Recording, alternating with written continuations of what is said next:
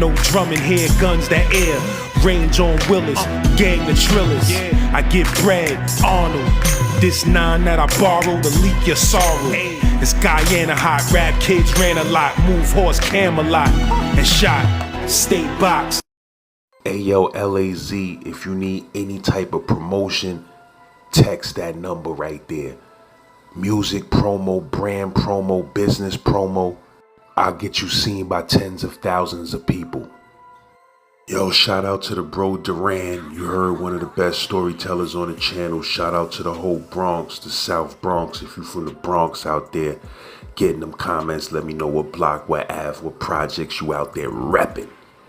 You heard? If you're new to the channel, make sure you subscribe. Make sure you hit that playlist. New and recent episodes only. Make sure you check that All Duran Stories playlist. It's about 20 of them pieces on there probably. Make sure you binge watch all of those. Yeah. Shout out to all the Puerto Ricans out there. If you rep that PR, make sure you get in them comments and let it be snown. You heard? Z-Man Suicide Polo with the ski man running around the hood like He-Man at 3 a.m. with 3 swams looking for a dude that ran off with 3 grams. Get at me.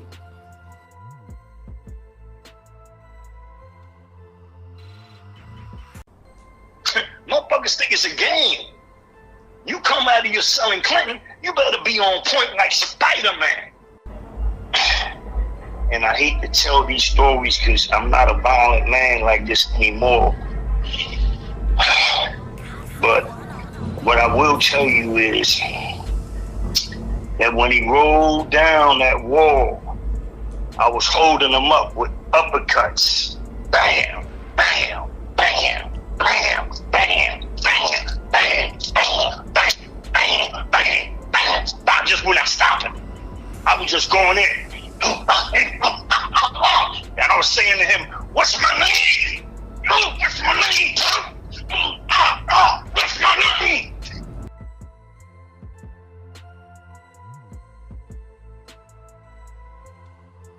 Yeah, so listen, listen to Sha tell that story, you know, kind of made me feel like, you know, damn, if he's willing to, you know, help brothers by telling these stories, you know, I'm not going to leave him alone out there, you know. He's one of the reasons why I started telling the stories in the first place. When I seen him, you know, that's family and shit. So, you know, I mean, we's real tight. So, I'm like, really, yo, I mean, he just did what's almost impossible, you know, beat a tribe in New York. So I know how he's feeling. Well, he's actually feeling better than me because when I beat my homicide trial, I still had the 3 gun cases. His son, he ain't go to trial. They just dismissed the case. Oh shit! It's just still. They was about to go to trial, but then at the last minute they dismissed the shit. Well, you know, I appreciate what you did for him, and I also appreciate that, you know, because the last time I seen him was in Harlem. I don't know if he told you, but he ran into you. Yeah, and he was looking good. Always, let me tell you something about Southside. That's one thing about him. Always in shape. I've never seen him out of shape. No matter where we at, no matter what we doing, always in shape. And I think people can tell you that about me. But I wanted to expand a little on that Alex Ramos story because I want to be clear, or I want it to be clear, this is not the Bronx Bomber, Alex Ramos. You know, the 5-time Golden Glove champion, New York Golden Glove champion from Bronx Chester Gym. That's not the same one. But this one was also a pro and had me convinced that it was the Alex Ramos from the Boogie Down that I sparred with in California. So I was anxious to, you know, see him. You understand that? Like, you know, I was in Cali with him. So, you know, we're going to be real tight when I see him. You know, I'm happy to, you know, and I'm hearing that, you know, He's getting the bag. You know, he got a lot of brothers with him, you know, vouching for him. Everybody seems to treat him like the Alex Rainbow. This dude running around like a movie star. So, shit, you know, like I said, I was happy to see him. Or, you know, if I was going to get to see him, I was hoping it was him. But when I see him immediately, I knew it wasn't him.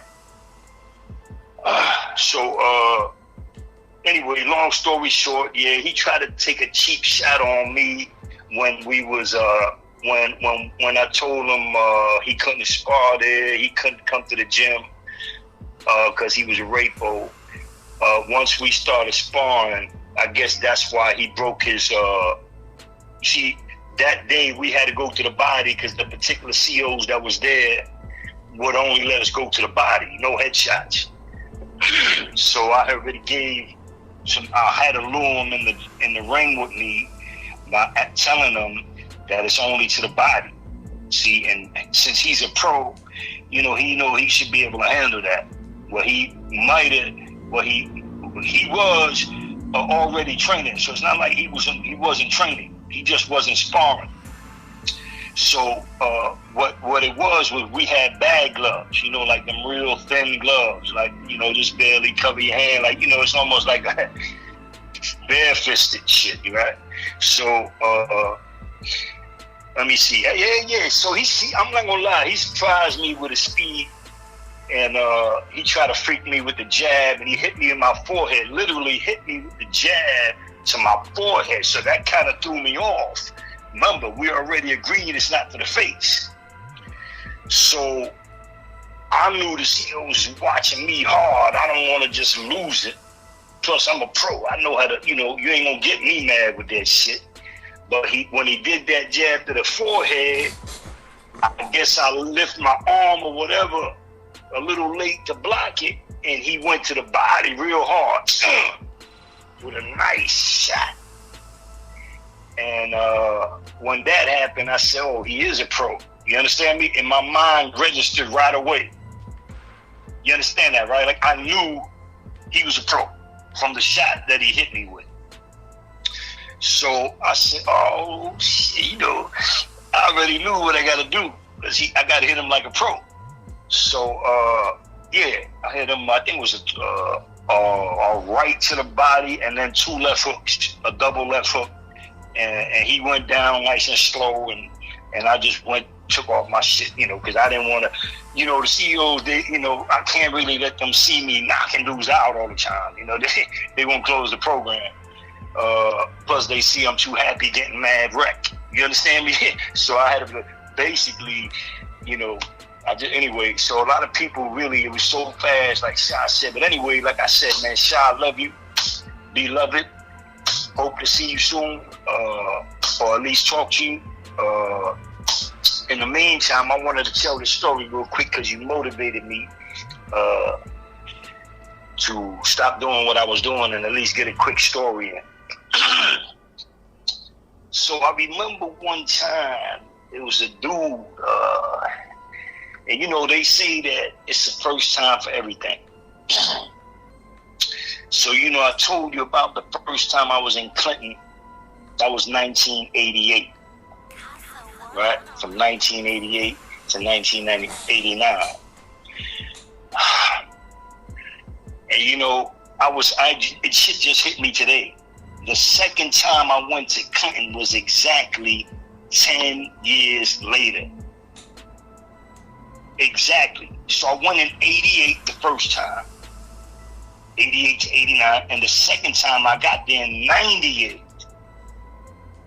And that time I stayed there till 2001. But let's get back to the topic at hand. So I had got there from Shawanga in 1998. Got kicked out of Shawanga. So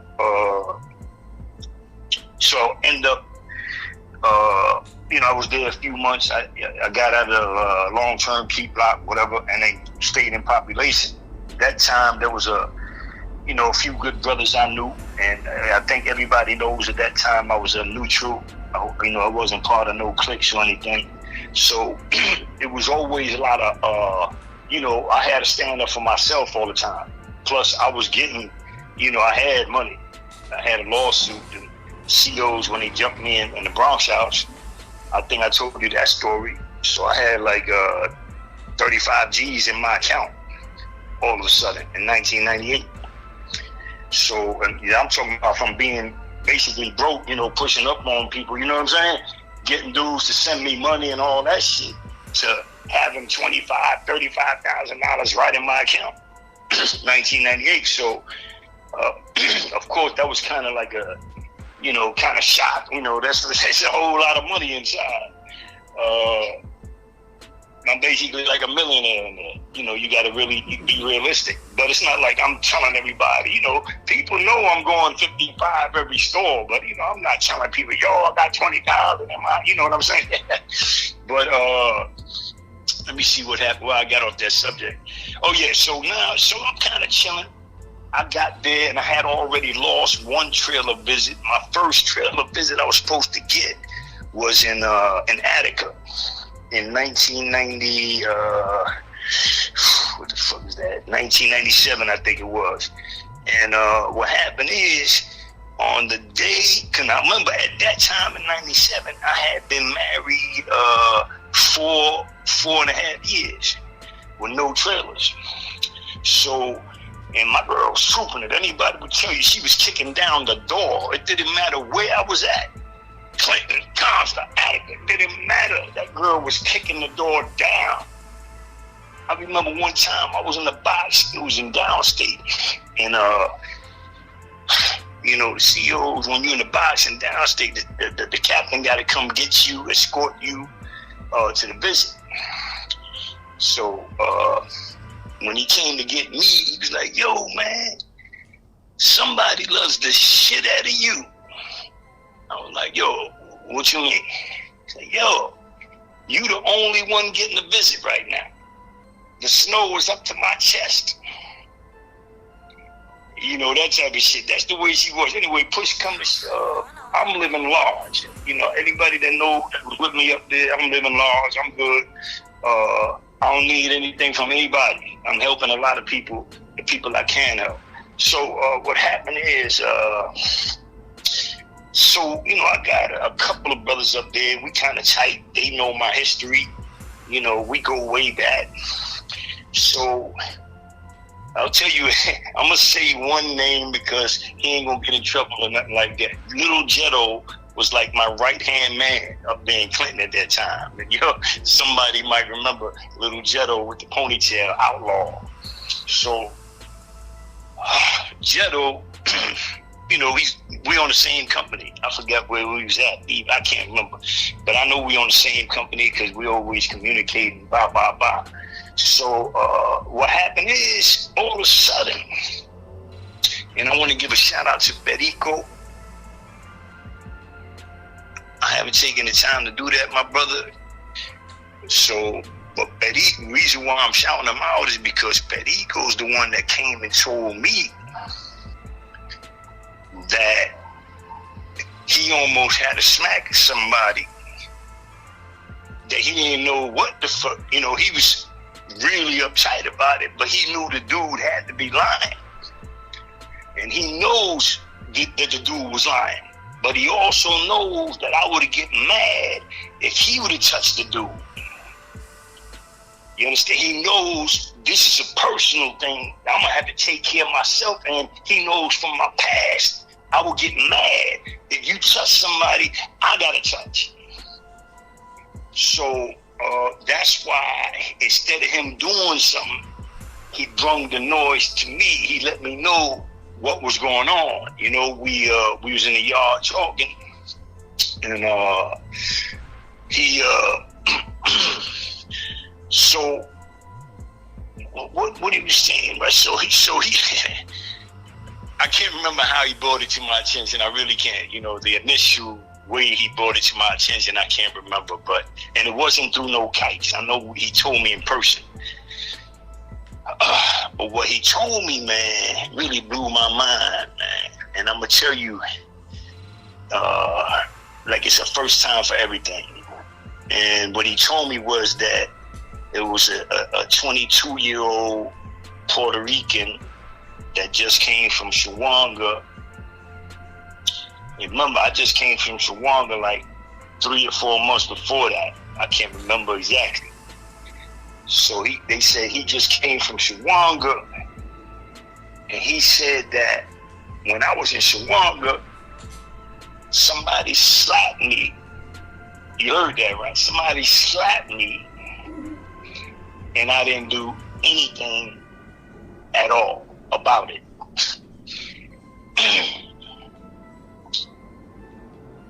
So just picture that, right?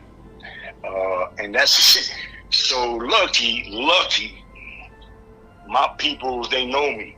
So they couldn't believe that shit. Nobody believed it. I'm lucky that nobody believed it, because I'm gonna tell you something like that could just damage anything you ever did. So I didn't care, but I'm just saying that now, but at the time, I don't care if they believe it or not. All I know is that homeboy violated, and I'ma see him. I don't want nobody else to touch him. So here's the problem in Clinton: you got an A side and a B side. That's why I couldn't get him right away. That's why this story is something I wanted to tell, because this is one of them stories, I had to wait like a whole week to see this dude, because he was on the other side.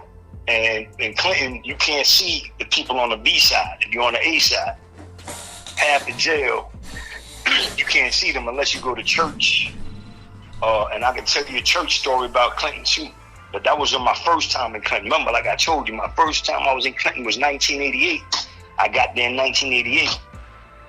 Second time I got there was 1998. Yo, these people got shit all figured out from when you born. Let me get off that. You don't want me going there. Let me get back on track. Yeah, so the truth is, man, I could not figure this dude out. I was in my cell, like, really, because remember, I had to wait like a whole week, because Perico said he gonna set it up where I meet the brother in school. Now, everybody can meet in school and program. They got like programs at night. And that's the way you can meet him, even though he's on the other side. So anyway, the truth is, I told you, I'm going through it like, what's wrong with this dude? Don't he know about these motherfucking hands of steel? Don't he know about these hands of stone? Don't he know what my name is? I'm going nuts. I can't believe this dude said some dumb shit like that. All the shit I've been through, and this dude gonna come over here like 4 months after I'm already there. This story never got from Shawanga to Clinton, never. It's only one dude coming from Puerto Rico, because he was born in Puerto Rico. I hate to say it, man, but some of them brothers just got a natural hate for a brother like me. Because shit, I'm gonna keep it real. I'm born in the Bronx. All my homeboys is black and Puerto Rican. So I don't have that situation where I'm gonna pick and judge you over who you are. So let me get back to the subject. Perico set shit up. They got clerks and all that in them programs. So they set it up where he got a call out and I got a call out at the same time. It's basically called a mandatory call out. You understand me? He called me out, really. Because when he told that Perico told him right away, hold up, you talking about Duran? Boxer Duran? And the dude, was talking in Spanish. Sí, ese mismo. That Duran, yeah, I'm telling you. Un bofetada, that type of shit. Dude trying to gas it. Huh? What would possess him to do that? You think he was mixing you up with somebody or something? Nah, I'm gonna tell you the whole story. Let me tell you the whole story. First, right, so now I'm just telling you what this is really after the fact of the supposed slap. I'm just telling you what he was doing when he came to Clinton. He heard I was running with certain brothers. I'm always gonna run. Everybody know me, bro. It don't matter where I go, I'm on the top of the food chain. I don't care who's there.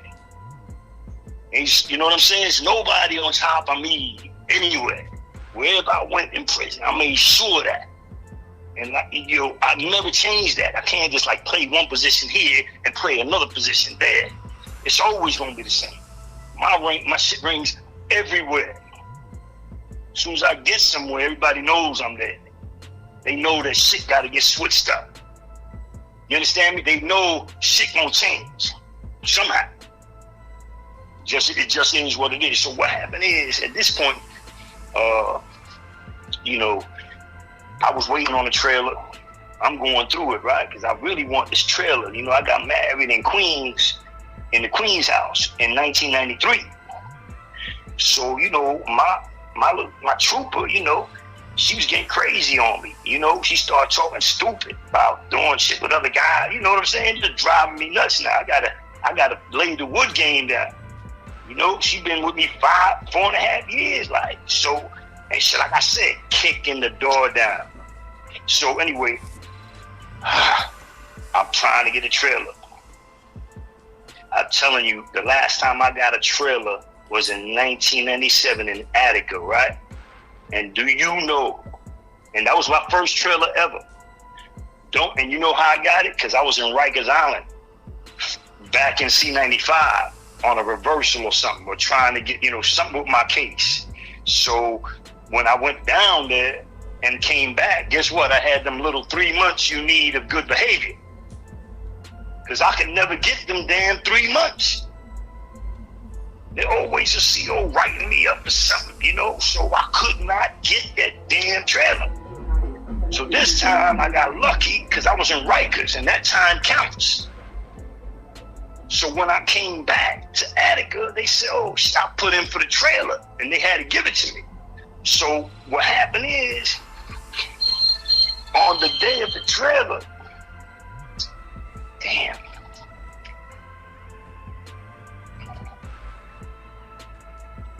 Yo.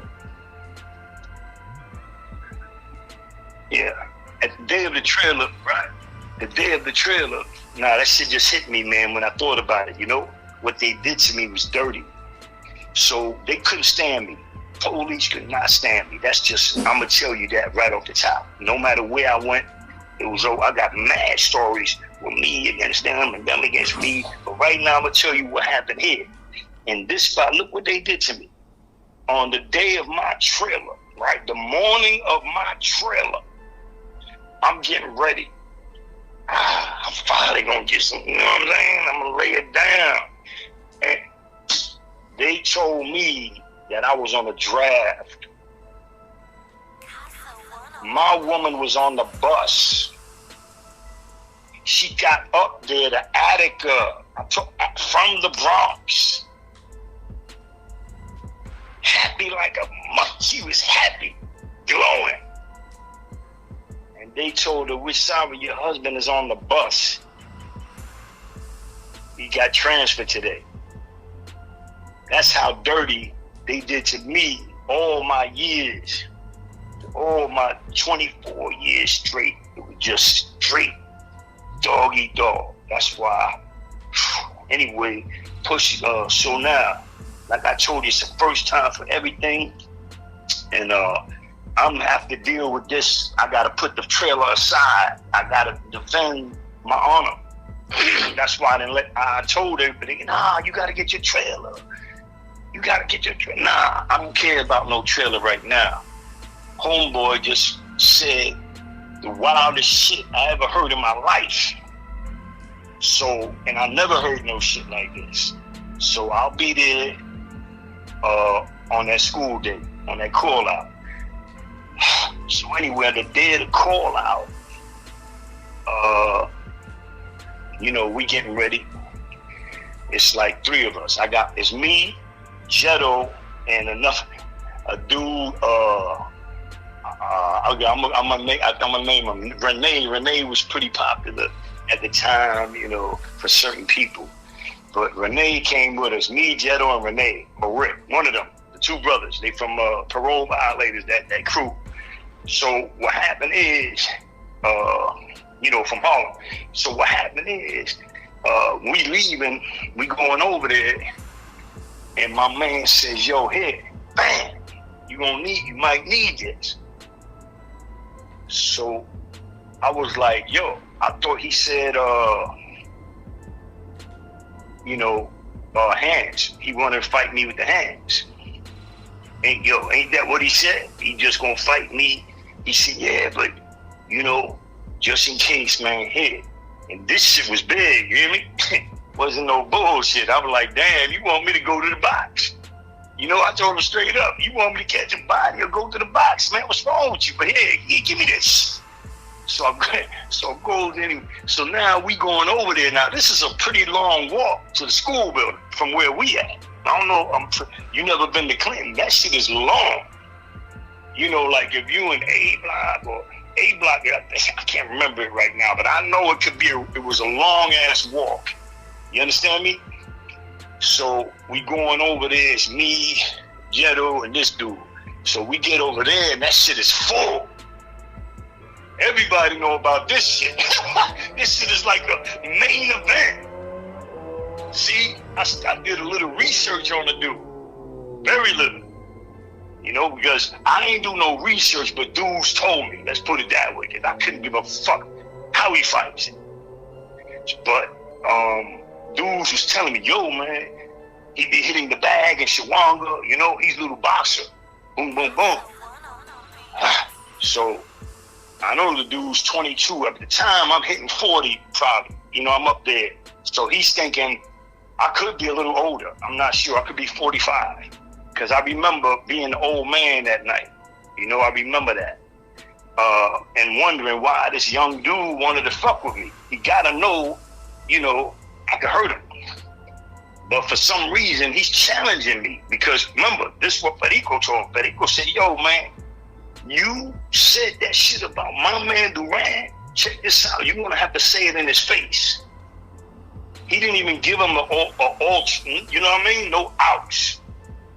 He said, fuck that. We're going to set it up, man. You're going to see him. You understand that, right? It wasn't none of this, yo, would you like to, or yo, none of this back and forth shit. And so, cause remember now, Perico's running with me. He feel like he running with somebody, he can rely on or whatever, right? Like, a real man. So now he knows my history. He knows about my 4 years on Rikers Island. That's why he was so crazy about it. So what happened is when we get the school building, like I said, it's packed, and it's mostly, Jibaros. When I say Jibaros, that means Puerto Ricans from Puerto Rico. Like they didn't speak English. Some of them, a lot of them. So, that's why, that's why my man suggested, here. You know what I mean? That he knew we was gonna be outnumbered. So once we get there, the dude shows up pretty fast. It was not too much waiting around. So as soon as he gets there, I tell my man to let him know that I got something for his ass. Cause I'm not stupid. I know he don't want to fight me with the hands. So let him know. You know what I'm saying? I'm ready.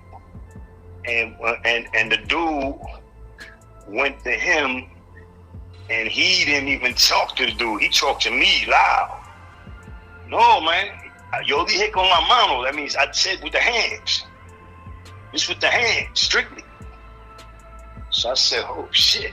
I'm not gonna lie, that shit surprised me. Now the dude, he was heavier than me. He was like, 220 thick, shorter than me, but thick, 22, you understand me? I could see, his face. Anyway, point is that when he said that, fuck it. So I said, yo, here, hold this for me, and we start going. And of course, I could tell he was a boxer. You know what I'm saying? Like, I ain't gonna lie, man. I'm throwing a lot of punches and I'm missing half of them.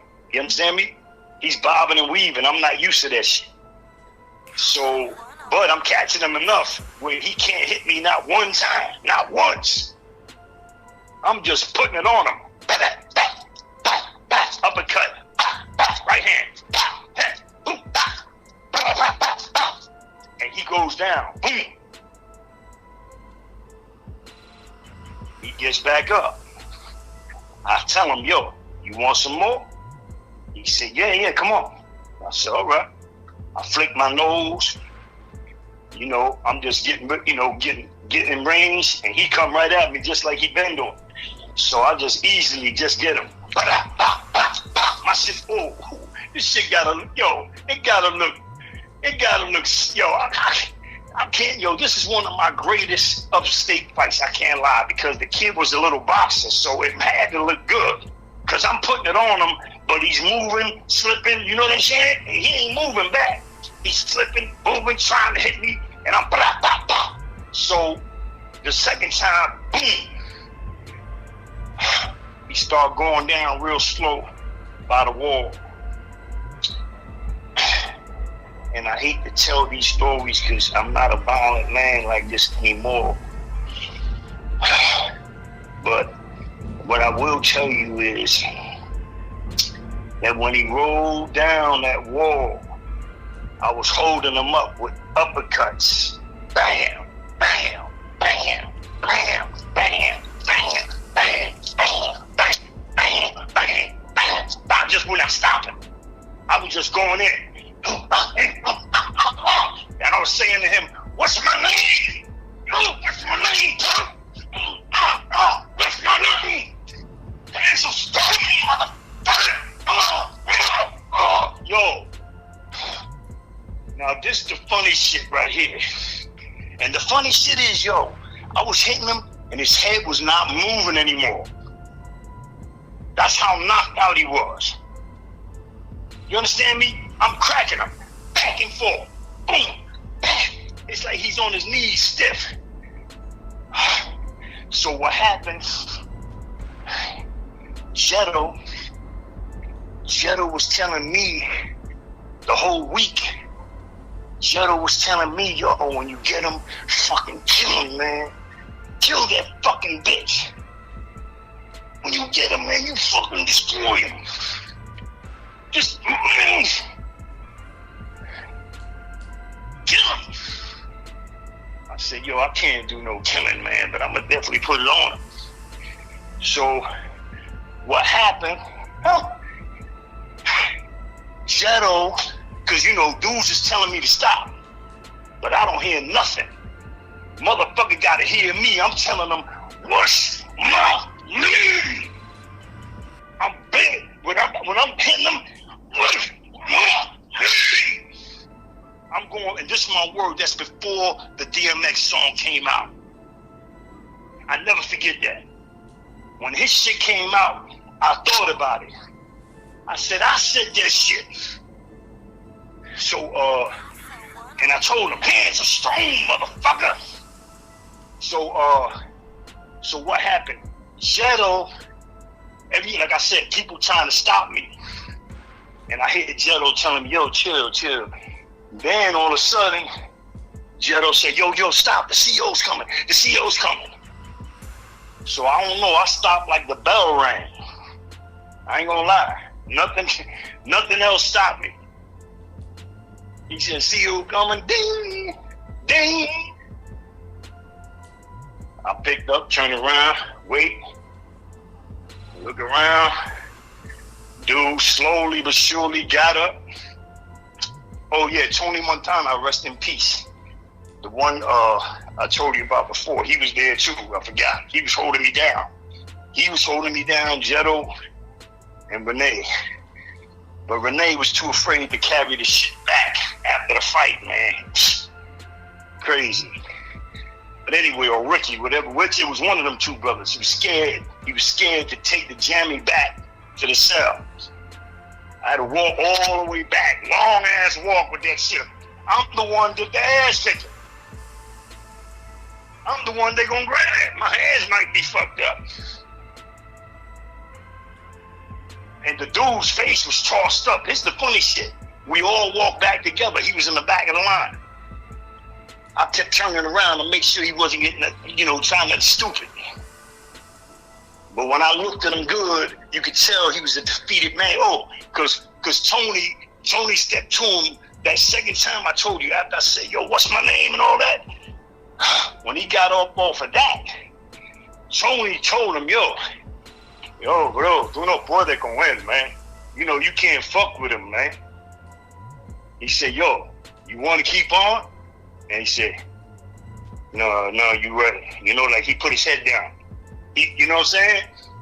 So the end of that story was, like I said, we all walked back together. He walked behind me, like about, at the end of the line. I kept watching him.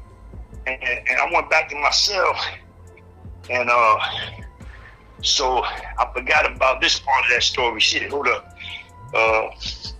So what happened? What happened is that week that I had to wait for him, it was like waiting for a fight. See, I'm used to it. I went to another planet. So I was ready to beat his ass. I told you he didn't hit me one time. Not once. So anyway, check this out. A few days later, I'm hearing that he's looking for me, because he want to stab me now. You understand me? Now he want to stab me. I gave him a shot up there. I told him, yo, I know you don't want to fight me with the hands. So, just in case, he got something over there that he will lend me. You understand me?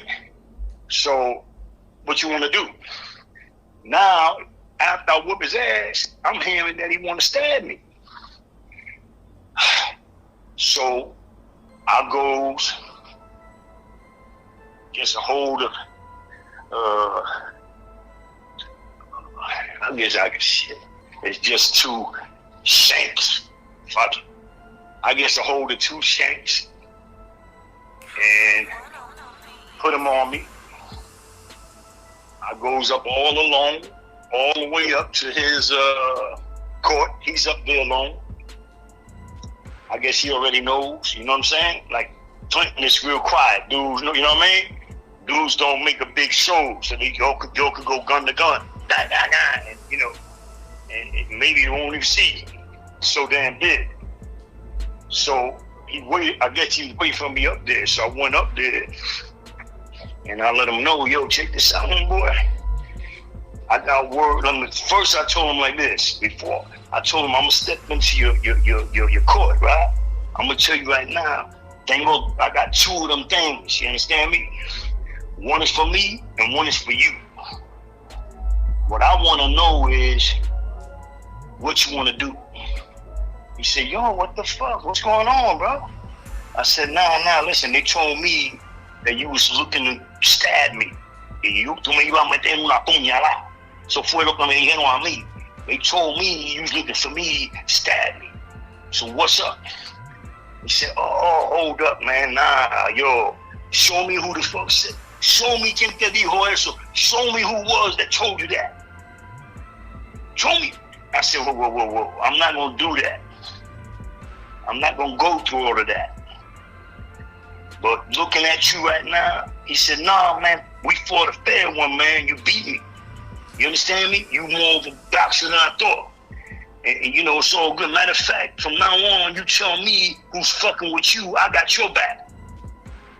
And he said, if somebody ever say some dumb shit like that again, you bring him to me, and I'm going to give him a fucking puñalada. Do you know that? And I'm going to tell you his name. What was his name? Mo, Boxing Mo.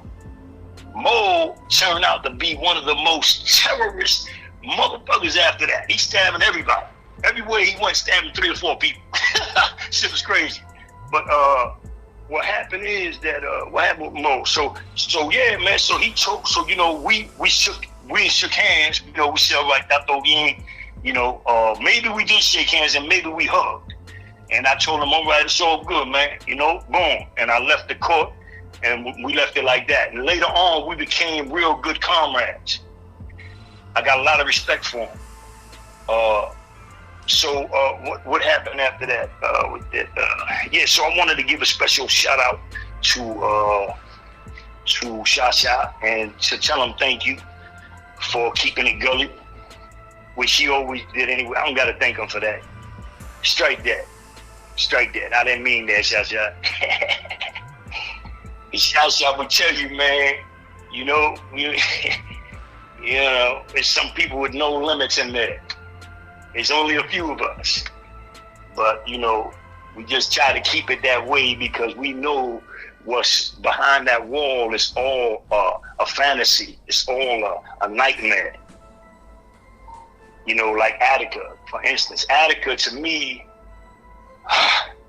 is like another planet. And literally, because you can't get no help in Attica. I don't care who you know, what lawyer you got, don't matter. They don't care about none of that in Attica. It's like a whole different element out there. And I heard that China owns Attica. That's how bad it is. We all believe that China owned Attica because that's how hard it was to get some kind of outside help there. And I want to put this out there, man, because brothers up there in Attica, they need help.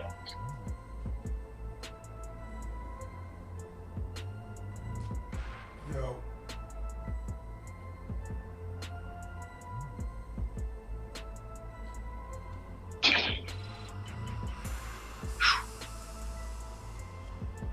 Yeah, I hate to go back into them times, man.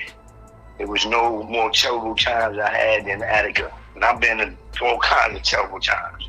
But when I think about it for real, Attica needs some kind of, they need some kind of help. They need some kind of outside federal agencies going in there and making sure them brothers are treated like men,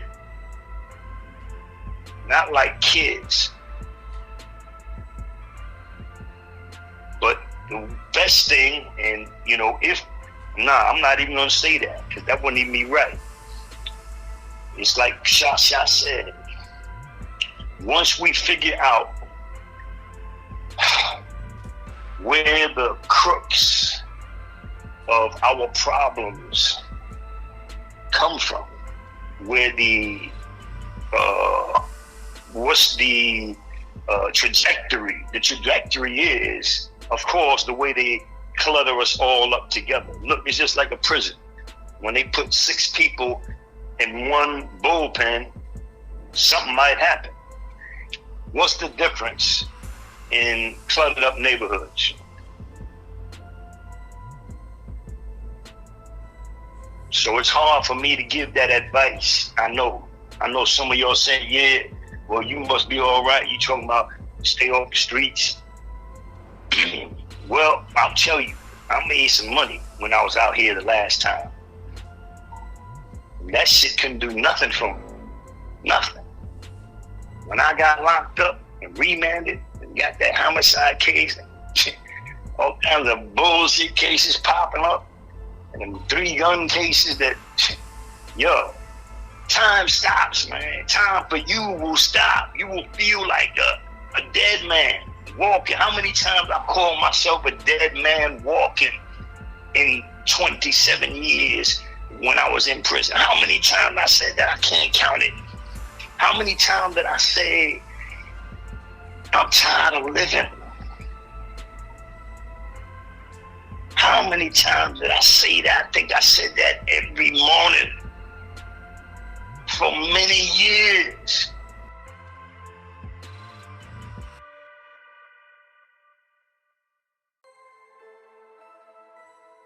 Told me to remind you to ask you about the time you got jumped in Shawangunk. Oh shit.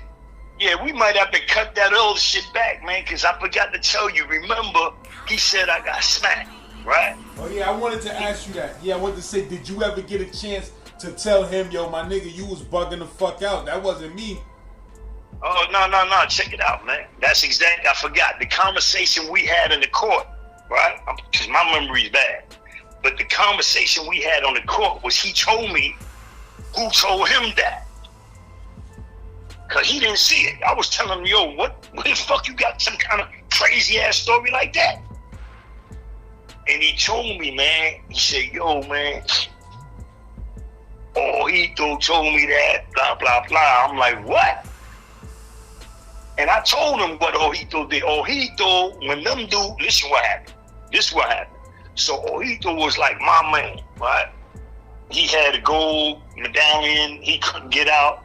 I was like, I'm a good motherfucker sometimes. So I sent somebody to come bring him down on the visit, get his chain for him, come back, pull him down again. A female too. Give him his gold big ass medallion. I did a few things for him, little commissary here and there, because I got it like that. I told you, I got about 35 G's in my account fresh. So what happened? You know, I'm gonna do my thing. I get my trees, I buy that shit by the ounce. I don't give a fuck. I'm blowing up 3 times a day in my cell in Shawanga. Fucking no, I don't give a fuck. Blowing, blah, blah, blah. So this stupid, yo, I don't know what's wrong with him, because he don't smoke weed, right? He don't smoke weed.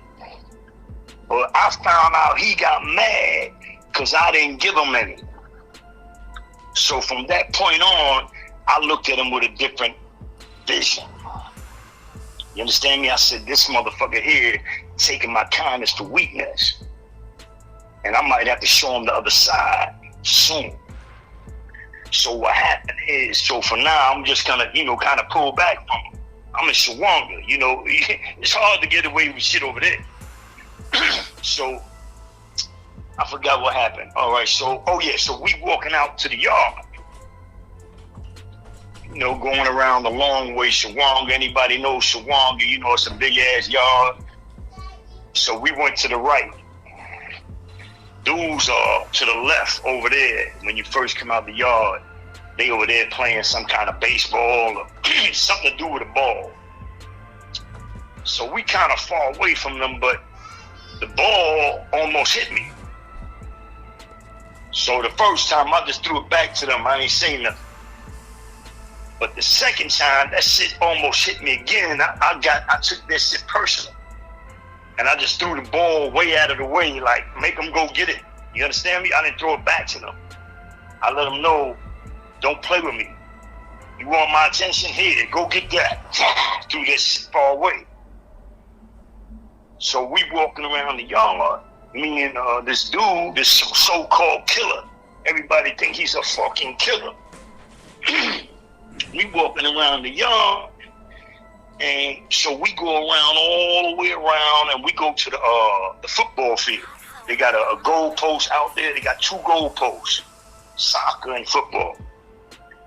So imagine that vision, right? I'm sitting down on one side.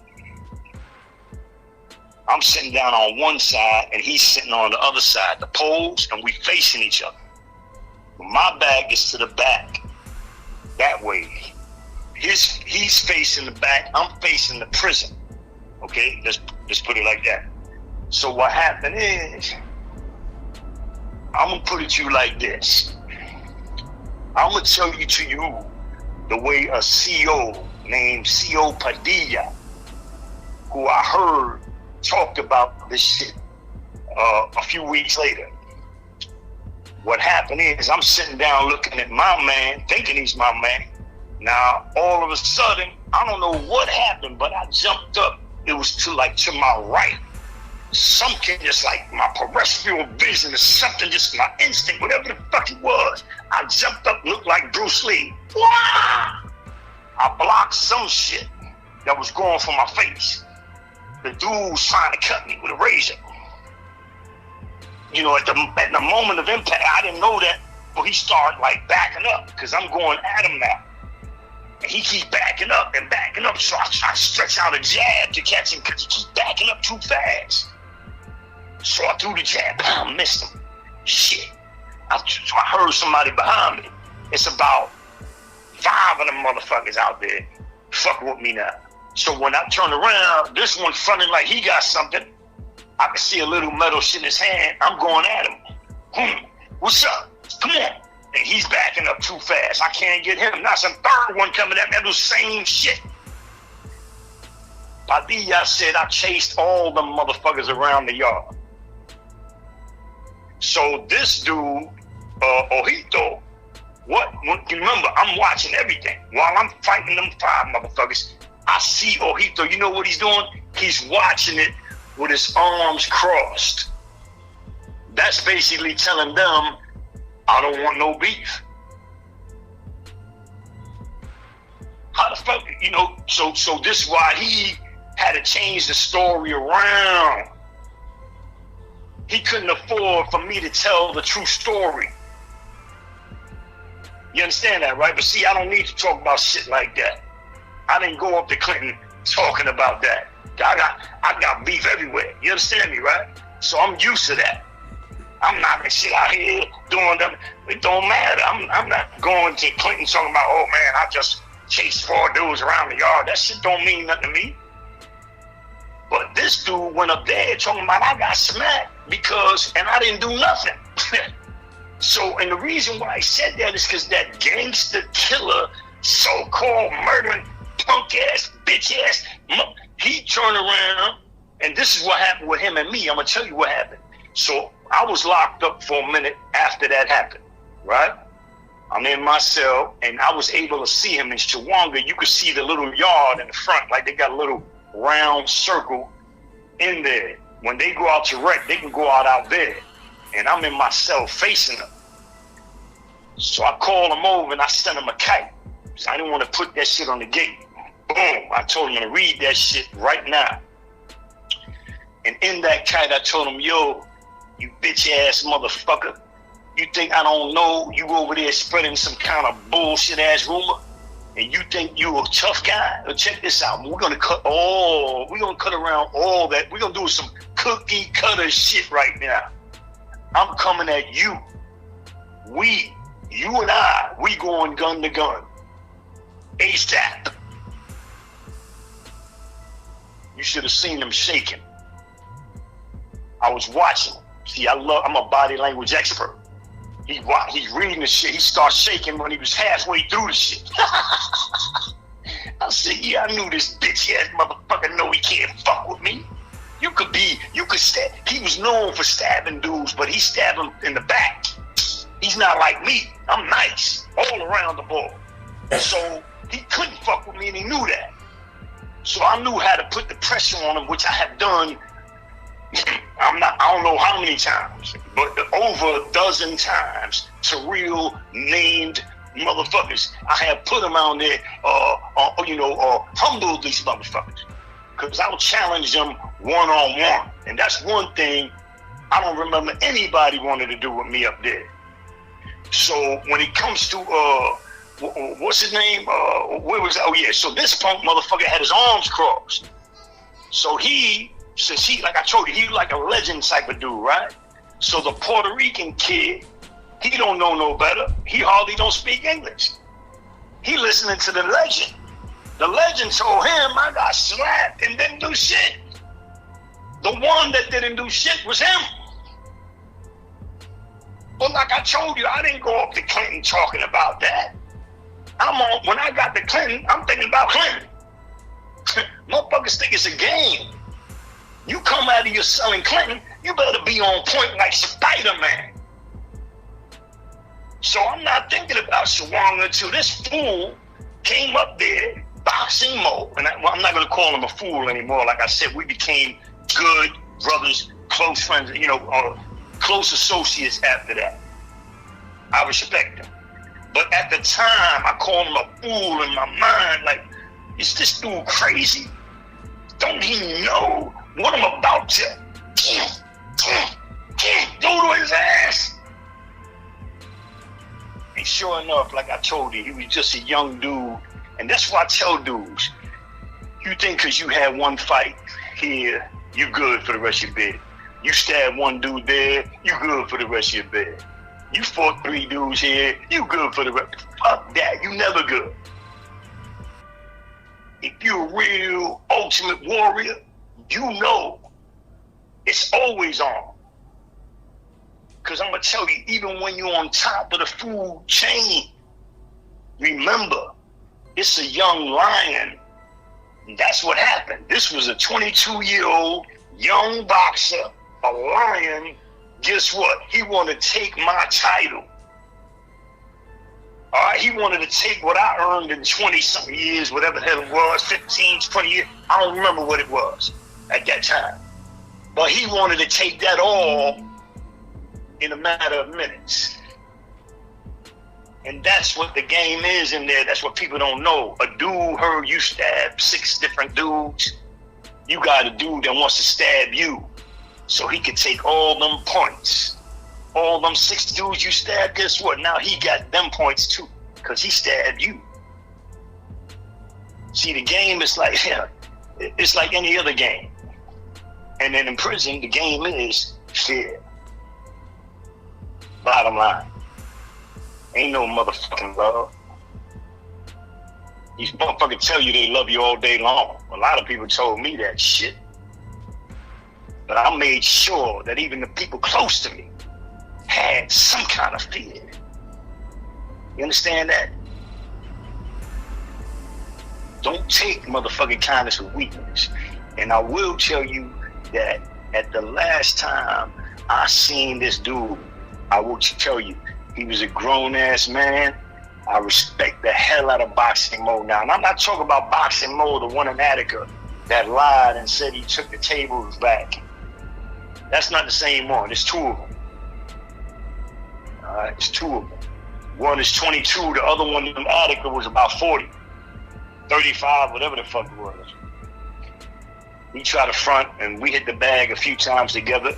He didn't look like no real boxer. You know, a lot of people, especially in prison, you're going to find a lot of dudes say they're a boxer. You understand me? It's pretty easy to say, right? You knock out a couple of dudes. Yeah, well, you know, I used to box. And then it was like Alex Ramos. He was terrorizing people. I heard about him. I said, oh, shit, it gotta be the one I was sparring with in California.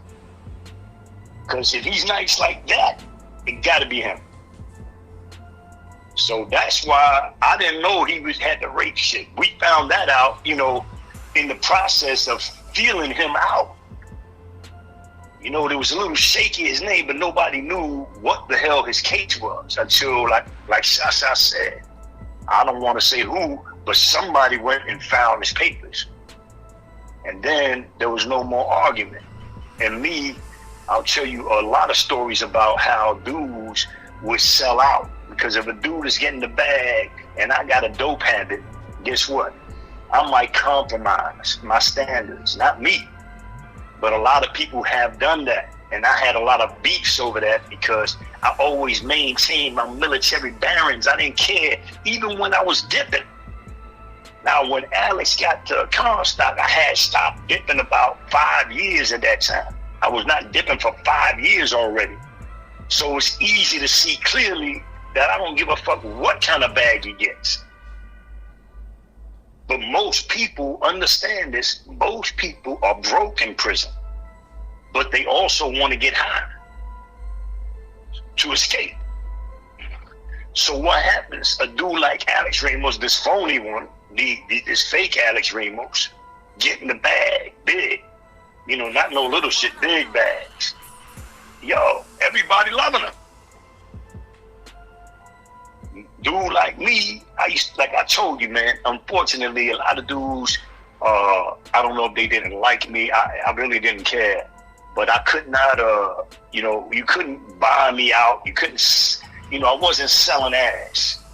Even when I didn't have money, you know, I would do something stupid. I got a lot. I can't wait to tell you half the shit that I would have to do sometimes. But I would not ever at sell out. Like, you know, you just, like I told you, I seen it with my own eyes. Gangster, strong